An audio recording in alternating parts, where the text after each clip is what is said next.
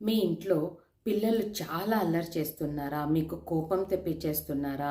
మీకు ఇంకా కొట్టక తప్పదు, తిట్టక తప్పదు అని ఎలాంటి సిట్యుయేషన్ తెస్తున్నారా? మీ భార్య లేదా మీ భర్త ఎప్పుడూ మీతో పోట్లాడుతున్నారా? మీరు ఆఫీస్‌కెళ్తే అక్కడ కూడా ఏదో ఇరిటేషన్ జరుగుతుందా కలీగ్స్ నుండి లేదా హైయర్ అఫీషియల్స్ నుండి? ఇదంతా ఎందుకవుతుంది తెలుసా? మీ వల్లే. ఎలా అంటారా? చెప్తాను వినండి. మీరింట్లో ఏదో పని చేస్తూ ఉంటారు.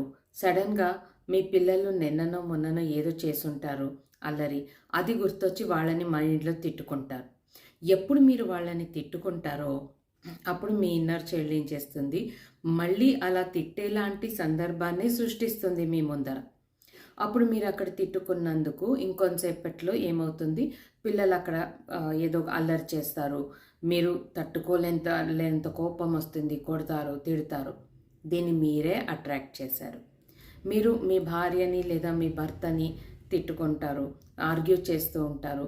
ఈయనెప్పుడు ఇంతే, ఈవిడెప్పుడు ఇంతే అలా తిట్టుకుంటారు కదా! అదేమవుతుంది, మళ్ళీ అలాంటి పరిస్థితిని మీరు అట్రాక్ట్ చేస్తారు.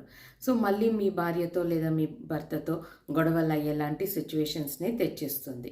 ఇంకా కలీగ్స్‌ని తిట్టుకుంటూ లేదా హైయర్ అఫీషియల్స్‌ని తిట్టుకుంటూ ఉన్నారనుకోండి, ఆఫీస్‌కెళ్తే అక్కడ కూడా అలాంటి మళ్ళీ తిట్టుకునేలాంటి సందర్భాలనే సృష్టిస్తుంది.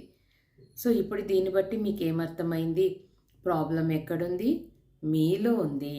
ఇక్కడ కరెక్ట్ చేసేసుకున్నారంటే ఔట్ సైడ్ అంతా కరెక్ట్ అయిపోతుంది.